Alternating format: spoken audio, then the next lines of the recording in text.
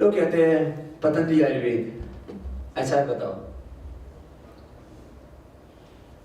मैं ये सब करता कैसे? मान लीजिए ट्रस्ट में तो लोगों ने मुझे डोनेशन दे दिया, अब हमें ये भी करना था कि भाई हिंदुस्तान के जितने भी करोड़पति लोग मैंने देखा ज्यादातर कंजूस हैं, मैक्सिमम लोग जो है ना महा कंजूस है। मैंने कहा हमको बड़ी सेवा करनी है तो हमको अपनी चैरिटी को सेल्फ सस्टेनेबल चलाना है। अब सेल्फ सस्टेनेबल मॉडल पर चलाना है तो आपको कंपनी बनानी है तो ट्रस्ट का पैसा तो यूज नहीं कर सकते, ना यूज करना चाहिए, असूलों के खिलाफ है। This is not our principle कि आप उस वहां से लेके वहां पैसा डालें। तो फिर हमने कैसे किया पतंजलि आयुर्वेद को? हम पहले वो व्यक्ति हैं जिन्होंने करीब 500 करोड़ कर्ज लेकर के और ये शुरू किया। 500 करोड़ कर्ज, कोई बाबा लेगा कर्ज? अरे बोले बाबा बड़े तो क्यों? बाबा का मतलब है धर्म, और धर्म का मतलब है समृद्धि और शांति, स्पिरिचुअलिटी एंड प्रॉस्पेरिटी दोनों मिलते हैं तो धर्म बनता है। दरिद्रता में कोई धर्म पनपता नहीं है, दरिद्रता का तो नाम ही दुख है। ये शास्त्र का प्रमाण है और ये प्रैक्टिकल है। आप लोग तो जीते हो ना इसमें, इसलिए आप लोगों को प्रॉब्लम नहीं। बहुत लोगों को यही प्रॉब्लम है, बाबा को कुछ नहीं चाहिए फिर क्यों कर रहा, यही समझ में नहीं आया अभी तक। और ये सामान्य लोगों के नहीं, जिनके दिमाग खराब है उनको नहीं समझ में आया फिर क्यों कर रहे हो? मैं बोलता हूँ I have no bank account, I have no single penny money, I have no single inch land, फिर मैं क्यों कर रहा हूँ? तो हमने सिद्धांत रखा world class quality, low price and जो भी प्रॉफिट अर्न करे 100% चैरिटी। आज देश में सबसे बड़ी चैरिटी यदि कोई कर रहा है तो वह पतंजलि कर रहा है। 100% चैरिटी को बचा के नहीं रखा। लोग 2, 4, 5, 10% चैरिटी करते हो तो बड़ा शोर मचाते हैं। यहाँ 100% चैरिटी है, 1 रुपए रखना ही नहीं, कोई शौक नहीं। कोई है किसी न किसी के हाथ में कुछ ना कुछ मिल जाएगा। ये तो मेरे हाथ में बाल बांधने वाला रखा और कुछ नहीं है। कोई सोना नहीं, कोई चांदी नहीं, कपड़े 5-5, 10-10 साल फटते ही नहीं, जूते ये तो कभी टूट ही नहीं सकते, बड़ा जबरदस्त है, ये देसी जूता है। क्या है? तो हमने ये रखा कि हमको ये करना है। और मैं आपको आज कह रहा हूं, अभी तो लोग जब से पतंजलि का भी टर्नओवर 2000 करोड़ गया तो लोग कहते हैं अरे ये क्या हो गया। मैंने कहा भी रुक जाओ, तो 20,000 करोड़ जाएगा ना तब पता लगेगा। और करना क्या है? चैरिटी करनी, और कुछ नहीं करना। और कोई ड्रीम है ही नहीं, न पहले था ना आज। अब ये बात लोगों को कहते ये कैसे होता है? मैंने कहा ये ऐसे ही होता है, आपके अंदर सोच होनी चाहिए। खैर, तो ये मैंने आपको जो है एक तरह की बात की जिंदगी में। देखो मैं तो ऐसा मानता हूँ, सफलता, सक्सेस, कामयाबी, समृद्धि, इसकी बात कर रहे थे। लास्ट दूसरी बात कर रहा हूँ, ये जिंदगी में बड़ी चीज नहीं है। इससे बड़ी चीज एक और है कि आप अपनी इच्छाओं से मुक्त हो जाए। आप लोग इच्छा पूर्ति होने में सुखी मान, हम इच्छा से मुक्त होकर के करते हैं। फिर कैसे करते हैं? एक बड़ा आनंद है, ये है रियल जो मैं आपको देना चाहता हूँ। आप ये ऐसा करके देखो, फिर देखो आपको कितना आनंद आएगा। फिर आत्मा में जो परमात्मा की प्रेरणाएं हैं, हमारी सोल में उस सुपर सोल से कुछ इंट्यूशंस आते हैं, ये हमारी सही गाइडलाइन। अब सब चाहे गुरुवाणी पढ़ो, चाहे वेदवाणी पढ़ो, चाहे बाइबल पढ़ो, चाहे कुरान पढ़ो, चाहे पुराण पढ़ो, किसी को भी पढ़ो। और ये रियल पढ़ाई है जिंदगी की। कबीर साहब कहते हैं तुम कहते हो पुस्तक, लेकिन मैं कहता हूँ आंखों देखी। ये आंखों देखी बता रहा हूँ अब आपको। अपने अंदर सोल में सुपर सोल्स के सुपर के इंट्यूशंस आते हैं, वो है हमारी गाइडलाइन। उधर चलना और उस भीतर की आवाज को अनसुना नहीं करना, उसका अनादर नहीं करना, उसका रेस्पेक्ट करना, बस उधर चलते जाओ। फिर क्या करो? अपने दिमाग को, अपने दिल को, अपनी ताकत को उसमें लगाओ। तीन तो चीजें हमारे पास है। अब लोग कहते हैं जी मैं कामयाब तो हो जाता, उसने साथ नहीं दिया, उसने साथ नहीं दिया, घर वालों ने साथ नहीं दिया, घरवाले ने साथ नहीं दिया, सोसाइटी ने साथ नहीं दिया, देश ने साथ नहीं दिया। मैं ये सब बहाने मानता हूँ। मैं कहता हूँ जब हम यदि सच्चे दिल से किसी काम में लग जाते हैं तो सारा अस्तित्व हमारे साथ में खड़ा हो जाता है, भगवान हमारे साथ। तो सारी चीज़ें, ये तो थी कुछ ऐसी बातें जो आपने कामयाबी, सक्सेस, ये सब बातें की। तो फिर जो है लोग कहते हैं ये तो आइकॉन है, ये तो रोल मॉडल है, ये फलाना, ये सब बातें करने लगते हैं। आप सब लोगों ने भी बहुत कामयाबी हासिल की है। मैंने सुना है सभी से, सुशील जी मेरे से बोले थे घर से आए थे तब कितना पैसे लेके आए थे? $6। हाँ, $6-7। मैंने यूके में पूछा लोगों से, यूएसए में पूछा, $5-6-7 लेकर के आए थे। और यहाँ करके कहाँ जाए? आप सभी लोग जीरो से यात्रा शुरू करने वाले सभी हीरो हो आप लोग। अभी इसका ये हमारा जो है गौतम भाई का तो मैंने ज्यादा नहीं पूछा था, तो इंदाज का पूछा था। ये भी वहां से आया तो कुछ लेकर के नहीं आया था, यहाँ इसने मेहनत की, कहाँ लोगों ने पुरुषार्थ करके, और आज कितने 8-9 कॉलेज बना लिए, कितने बना लिए। मैंने कहीं सर्च नहीं किया, मुझे ऐसे लोगों ने बताया। अब मुझको सर्च, मैं कुछ नहीं करता, मैं फालतू चक्कर में नहीं पड़ता किसी में। एक बहुत बुरा चक्कर है दुनिया में, लड़का लड़की का चक्कर, इससे बच के रहा। शादी के समय शादी कर लेना और पत्नी के अलावा इधर उधर कतई मत देखना, यदि जिंदगी में कामयाब होना है। और अपने काम पर कंसंट्रेट करो, मस्त रहो, ठीक है। तो आज आप सब लोग मिले, बहुत अच्छा लगा। थोड़ी देर जरूर हो गई क्योंकि आज मैं सुबह योग में देर होगी, फिर मैं आके स्नान करके सीधा यही आया हूँ, और कुछ भी नहीं किया मैंने। और अभी शाम तक जो आप लोग करवाएंगे करते जाएंगे।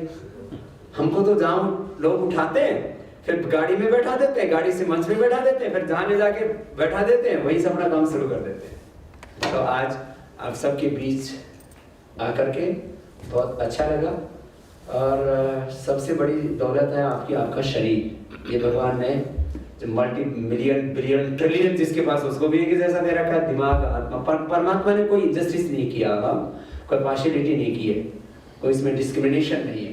तो भगवान ने हम सबको बहुत अच्छा दिया। और सुबह से मेरे साथ दौड़ना शुरू हो जाइए, प्राणायाम, मेडिटेशन, और फिर ऐसे मस्ती से जिंदगी जिए। कुछ ऐसे ऐसे नहीं जीना, एकदम पूरे होकर के जियो, खुश होकर के जियो, और 100 साल तक ऐसे जियो कि लोग कहें, लोग अभी कोई बड़ा हो जाए ना तो सोचेंगे ये इसको ब्लड प्रेशर भी हो गया, शुगर भी हो, हार्ट की प्रॉब्लम भी होगी, जिएगा कैसे? और योग करोगे तो लोग कहेंगे अरे इसको कुछ है नहीं, मरेगा कैसे? आप सबको बहुत बहुत शुक्रिया। आज इतना ही सिखा दिया, बहुत है, बाकी तो आप लोग करते रहना। और इतने कामयाब हो जाओ कि भारत के सफलता के झंडे पूरी दुनिया में गाड़ दो।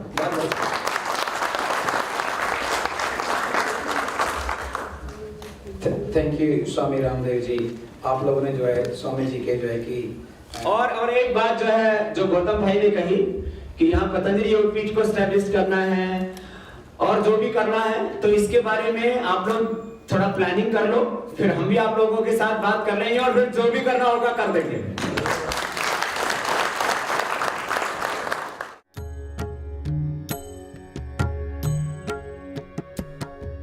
स्वामी जी, आपके पदार्पण से हमारा हृदय बहुत खुश हुआ। और सबसे सुंदर बात यह है कि आप पहली बार ऑस्ट्रेलिया में पदार्पण किए, और आज आपका दर्शन से हम सभी लोग अत्यंत खुश हैं। स्वामी जी की एक बात बहुत बढ़िया, दुनिया से निराला है कि शताब्दियों के बाद स्वामी जी ने योगा और मेडिटेशन को जागृत किया। स्वामी जी ने जो वैदिक संस्कृत की मेडिटेशन की और योगा की क्रिया को दुनिया में प्रचलित किया है, इसका कोई बराबरी नहीं कर सकता। स्वामी जी, हम सब आपके आभारी हैं।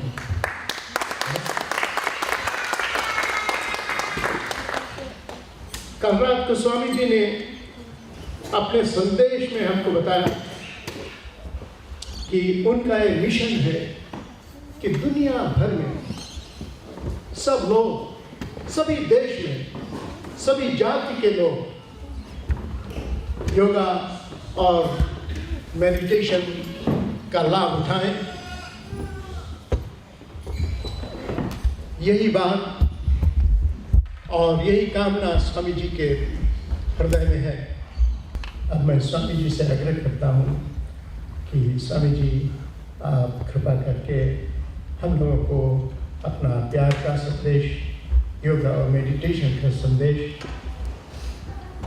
दें, जिससे हम लोग लाभ उठा सकें, अपने जीवन को और सुंदर और अच्छा बना सकें। धन्यवाद। जीवन का सबसे बड़ा उद्देश्य ही है अभय हो जाना। संन्यास लेते हैं हम, तो हमारा मकसद यही होता है, हमसे सब अभय हो जाए और हम भी सबसे अभय हो जाए। हम ऐसे संकल्प बोलते हैं, लोकैष्णा पुत्रैष्णा वित्तैष्णा मया परित्यक्ता। ये 3 इच्छाएं हैं आदमी को जो बहुत दुख देती है। लोकैष्णा, सब लोग मेरी इज्जत करें, मेरा मान करें, सम्मान करें, मेरी प्रतिष्ठा हो, यश हो, गौरव हो, इज्जत हो, जहाँ जाऊँ वहाँ सभी लोग सैल्यूट करें, ऐसा लोकैष्णा। पुत्रैष्णा, आदमी बच्चों के लिए पता नहीं क्या क्या पाप कर देता है। जो जितने भी स्कैम्स, घोटाले सब होते हैं इसी चक्कर में होते हैं। इतना इकट्ठा करना, इतना ही। पुत्रों के अंदर मोह, आसक्ति। पुत्र पैदा करना गलत नहीं है, पुत्र में राग पूर्वक, लोभ पूर्वक, मोह पूर्वक, अज्ञान पूर्वक जो आसक्ति है, पुत्रैष्णा। सम्मान तो मिलेगा लेकिन अविवेकपूर्ण तरीके से सम्मान की चाह। सम्मान तो मिलेगा, हमारा भी रेस्पेक्ट करते हैं, भगवान रामकृष्ण आदि का भी सब रेस्पेक्ट करते थे। जो भी भला काम करेगा उसकी इज्जत होगी, लेकिन लोकैष्णा, पुत्रैष्णा, वित्तैष्णा, पैसा कमाना पाप नहीं है। अधर्म पूर्वक, अन्याय पूर्वक, तामसिकता के साथ पैसा अर्जित करना, ये कहते हैं। हमने 3 ऐशाएं छोड़ दी जो सन्यासी बनता है, लोकैष्णा, पुत्रैष्णा, वित्तैष्णा। मत्तः सर्वभूतेभ्यो अभयमस्तु। तो आप सब लोगों के लिए एक प्रार्थना भगवान से कि आप सब लोग भी अभय हो जाएं। अभय कब होते हैं? जब हम किसी का बुरा नहीं करते तो दूसरे हमसे अभय होते हैं। और जब हम दूसरों के लिए बुरा नहीं करते तो फिर हमारा यदि कोई बुरा करता भी है तो हमारे भीतर इतना ऊंचा विवेक होना चाहिए कि भगवान की कर्म फल व्यवस्था बड़ी स्ट्रांग है। ये मेरा फेथ भी है और मैं इसको साइंटिफिकली एक्सप्लेन भी करता हूँ और मैं इसको पूरी दुनिया में देखता हूँ कि आपको परेशान होने की जरूरत नहीं है। आप अपना कर्म कीजिए, आपके लिए आप अच्छा कीजिए। आपके लिए कोई बुरा भी करता है तो आप परेशान मत होइए। 2 काम है, एक तो भगवान उसको उसके कर्म का फल देगा एक बार, यदि नहीं दिया तो आपको कम मजे से मिलेगा। तो हमें क्या दिक्कत है भाई? उसने कुछ ऐसा कर दिया, अब जैसे हम यहाँ खड़े हैं और कोई आकर के बम डाल दे यहाँ, तो क्या होगा? अब इस जन्म में तो इसकी क्षतिपूर्ति हो नहीं सकती, तो अगले जन्म में भगवान उसका कंपनसेशन देता है। और इस जन्म में भी जो लोग हमारी क्षति करते हैं सब पूर्ति होती है। मैंने सोशली, इकोनॉमिकली, स्पिरिचुअली, फिजिकली सब तरह से देखा है। आप यदि किसी का बुरा नहीं करते और आपका यदि कोई बुरा चाहता है तो उसकी क्षतिपूर्ति मैक्सिमम, यदि आप जिंदा हैं तो। एक्सीडेंट होते तो अलग बात है। जैसे कई बार हम जा रहे हैं रोड पर, हमको कोई एक्सीडेंट करके चला जाए, मार दे हमको, ऐसा भी तो हो सकता है। हम रोड क्रॉस कर रहे हैं, कोई यहाँ में गाड़ी एक्सीडेंट हो गया। यदि हम जिंदा हैं तो इसी जन्म में क्षतिपूर्ति कंपनसेशन मिलता है, यदि नहीं है तो अगले जन्म में मिलता है। इसलिए मस्त रहो। आप लोगों ने बहुत मेहनत की है यहाँ तक पहुँचने में। बस इस कंट्री में एक चीज़ है, अपॉर्चुनिटीज बहुत है। आप में यदि एबिलिटी है और आप हार्ड वर्क करना चाहते हैं, हिंदुस्तान में तो आदमी जो है ना उसमें एबिलिटी है, कैपेसिटी है, हार्ड वर्क करना चाहता है, लेकिन उसके पास अपॉर्चुनिटी नहीं है। यहाँ अपॉर्चुनिटी इतनी है कि लोग 10-10 साल में मल्टी मिलियन बिलियन बना रहे हैं। आपके अंदर ऐसी क्षमता होनी चाहिए। देखिए, अच्छा देश है जहाँ आप समृद्धि के साथ और शांति के साथ जी सकते हैं। हमारी ज़िंदगी में 2 चीज़ें चाहिए हमको, प्रॉस्पेरिटी भी चाहिए, स्पिरिचुअलिटी भी चाहिए। 2 शब्द हैं हमारे यहाँ पर, एक है धर्म, एक है अर्थ। अर्थ के बिना तो अनर्थ ही होता है। जीवन अर्थ, जीवन का अर्थ, पुरुष का अर्थ, पुरुषार्थ। अर्थ ये बहुत बड़ा शब्द है। तो बाहर का सुख तो आपको अर्थ से ही मिलने वाला है, देयर इज नो डाउट। एक क्षण के लिए आपके जीवन में अशांति ना आए। लोग ऐसे दिखाने के लिए ऐसे खुश दिखते हैं, अंदर अंदर से बहुत दुखी रहते हैं। एक क्षण के लिए भी आपने दुख ना आया, मस्त है, 24 घंटा ऐसे मस्त। तो वो तभी हो सकता है जब आप अपने धर्म से, अपनी संस्कृति से जुड़े रहे। तो अर्थ देने का काम तो आपका पुरुषार्थ कर रहा है, ये देश कर रहा है। और धर्म के काम में हमारे अभय भाई जैसे बड़े डेडिकेशन से लगे हुए हैं। और आपने ये जो पूरा फाउंडेशन बनाया हुआ है, हिंदू जो है अवेकनिंग ORG, आप बहुत अच्छा चला रहे हो इसको। और आपका ये हिंदू अवेकनिंग का प्रोग्राम निरंतर आगे बढ़ता रहे, जिससे कि अर्थ के साथ पहले धर्म बाद में अर्थ। हमारी पूरी भारतीय संस्कृति को 4 शब्दों में बोला तो क्या है? धर्म, अर्थ, काम, मोक्ष। This is our culture, this is our धर्म, दिस इज अवर संस्कृति, this is our tradition, this is our heritage, this is our pride. सब कुछ इसी में है, 4 शब्दों के अंदर है। धर्म, अर्थ, काम, मोक्ष। आप धर्म को पहले रखो, अर्थ, धर्म पूर्वक अर्थ अर्जित करो, आपके सब संकल्प पूरे हों। काम का मतलब यहाँ भोग नहीं है, वासना नहीं है। काम माने कामनाएं, संकल्प, इच्छाएं, अच्छी इच्छाओं को काम। धर्म पूर्वक जो अच्छी इच्छाएं की जाती है उसको काम का है। और मोक्ष, ऐसे मुक्त हो जाए सब दुखों से, ऐसी सबके लिए प्रार्थना। 1 घंटा सुबह सुबह जैसा मैं करता हूँ, जितना मैं करता हूँ उसका 10% भी आप कर लेंगे तो आपका कल्याण हो जाएगा। आप देखते हो ना मुझे, जितना मैं करता हूँ उसका 10-20% आप कर लो, ठीक है? मस्त रहोगे। योग हमारी जीवन पद्धति है। योग को जीवन पद्धति नहीं बनाएंगे तो रोग जीवन पद्धति हो जाएगी। लाइफस्टाइल डिजीज आने वाली है, hypertension, stress, heart problem, diabetes, arthritis, anxiety, depression, पता नहीं क्या क्या होगा। तो योग को डेली लाइफ में अप्लाई करो और ever young, ever healthy, happy, peaceful life जियो। पैसा आप अन्याय से भी अर्जित कर सकते हो, लेकिन शांति अन्याय से नहीं मिलती। जैसे पैसा तो इधर उधर से वो घोटाला करके कमा लिए, लेकिन इंटरनल पीस, अध्यात्म में उन्नति आप हेरा फेरी करके नहीं कर सकते। वो तो आपको सही तरीके से करनी पड़ेगी। ये भीतर की शांति और बाहर की समृद्धि में अंतर है। इनजस्टिसफुल तरीके से भी आप प्रॉस्पेरिटी अर्जित कर सकते हो, लेकिन जो स्पिरिचुअलिटी का मार्ग है ना, वो छटपट से होके नहीं जा सकते आप उसमें आगे।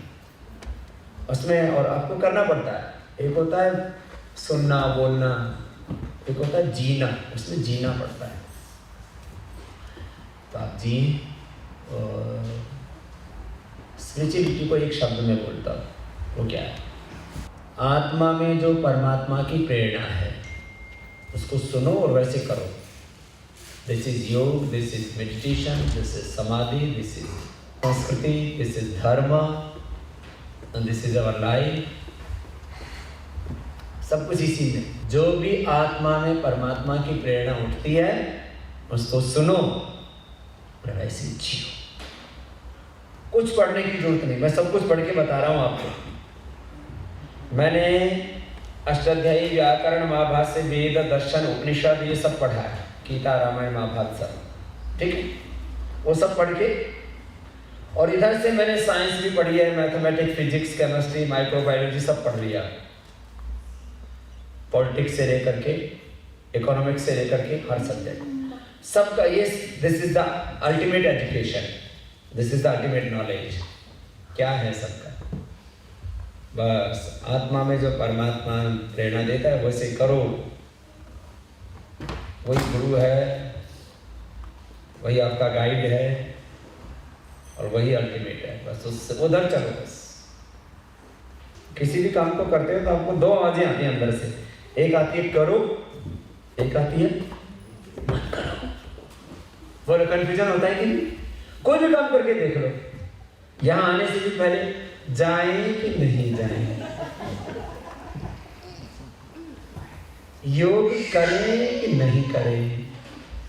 शादी करने से पहले भी सोचा होगा इससे शादी करूं या नहीं करूं। अब चक्कर में पड़ गए। हर जगह आपके मन में दो विकल्प, बोलो होते हैं कि नहीं? सुबह जल्दी उठूं कि नहीं उठूं। खाने के लिए बहुत अच्छा अच्छा माल है तो आदमी सोचता है खाऊं कि नहीं खाऊं। आप क्या करेंगे? तो अंदर से पूछें तो कहते बाबा जी अंदर वाला कंफ्यूजन रहता है, ये पता नहीं लगता कि आत्मा की आवाज क्या और मन की आवाज क्या है। तो इसका सॉल्यूशन क्या है? तो इसका सॉल्यूशन ये होता है कि आपको शांत रहना पड़ता है। शांत मन में आपको दोनों चीजों का पता लगता है कि मन की आवाज है, बहुत खतरनाक चीज है, डिस्ट्रैक्शन बहुत है इसमें, डिस्ट्रैक्टिव इसका पूरा प्रोसेस है, बहुत खतरनाक है। अब ये कर ले, ये कर ले, मन की इच्छा से सब कुछ कर लो ना तो एक ही दिन में खत्म है मामला। तो अंदर से आत्मा की आवाज को सुनने में मदद मिलती है गुरुओं से, शास्त्रों से, विधि क्या है, निषेध क्या है, what is the right and what is the wrong, like dislike ये तो चलता रहता है अपने मन के। आत्मा की आवाज को सुनो, उसका आदर करो और वैसे जियो। यह है एक शब्द में स्पिरिचुअलिटी। दूसरा एक शब्द में स्पिरिचुअलिटी कहें तो क्या है? वननेस, एकत्व। Oneness with the God, oneness with nature, oneness with universe. सब में एक ही सत्य है। ये तो भिन्न भिन्न रूप में जो हमें डिफरेंट घटक दिख रहे हैं, इकाइयाँ दिख रही हैं, एग्जिस्टेंस दिख रहे हैं, ये तो सब पुरुषार्थ को बढ़ाने के लिए है। ऐसे जियो, खुश रहो। जैसे मैं खुश रहता हूँ वैसे आप भी खुश। तो बस दो चीजें करना है, अपने आत्मा की पुकार सुनना और सबसे प्यार करना, ठीक है, सबके साथ, कि सब में मेरे ही भगवान है। The whole creation of the God and whole existence is the light, visible form of the God. So सब मुझ में है और मैं सब में हूँ। यही गीता का, यही दर्शनों का, उपनिषदों का संदेश है। एकत्वम अनुपश्यत यस्मिन् सर्वाणि भूतानि आत्मविद् विजानत तत्र को मोहकः एकत्वम अनुपश्यत। गीता में भगवान श्री कृष्ण कहते हैं मैं सदा तुम्हारी आंखों के सामने हूँ। कैसे? यो माम पश्यति सर्वत्र, जो सब में मुझे देखता है और सबको मुझ में ही देखता है, उसके लिए मैं एक क्षण के लिए भी ओझल नहीं होता। इसलिए माता में, पिता में, पति में, पत्नी में, सब संबंधों में, सारे पूरे अस्तित्व में भगवान को देखिए।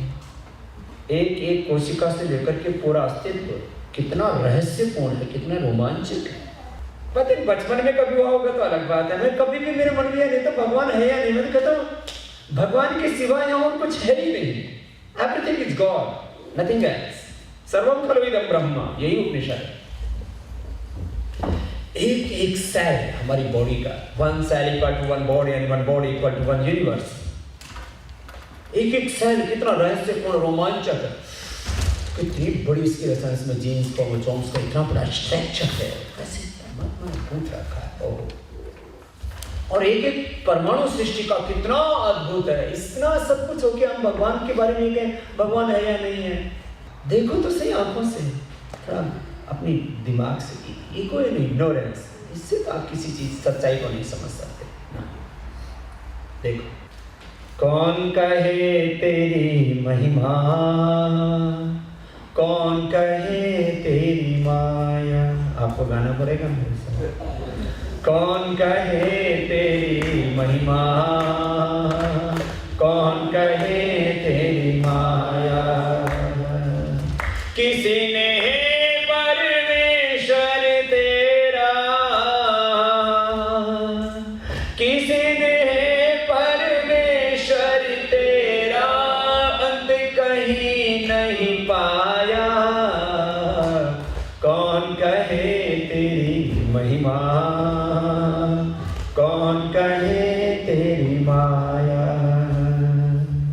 ओ कौन कहे तेरी महिमा, कौन कहे तेरी माया। बहुत बहुत प्रणाम सर।